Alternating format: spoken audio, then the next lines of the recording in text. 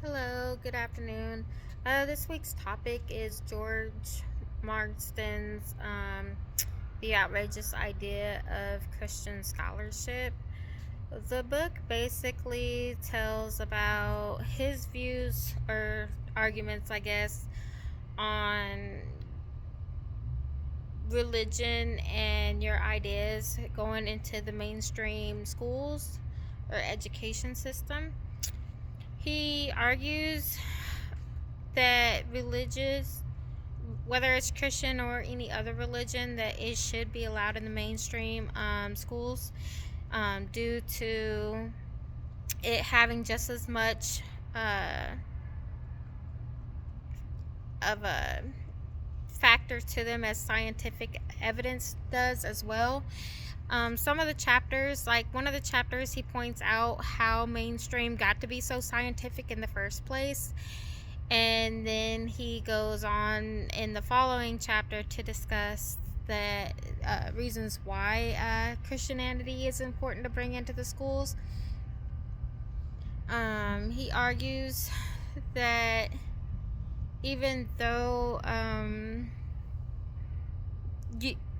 we should be able, any religious group should be able to bring their views and ideologies into the mainstream as long as it's intellectual, and it helps, like, as far as like with morale of the school, and values and what we're teaching. So even though it's not scientific, it's still important because student morale and whatever your faith is, and being able to teach those kind of faith, or in a way that a person of faith would teach, is detrimental to students. Overall, I thought that his book had a lot of good insights to it. He argued his case very well, and I thought like his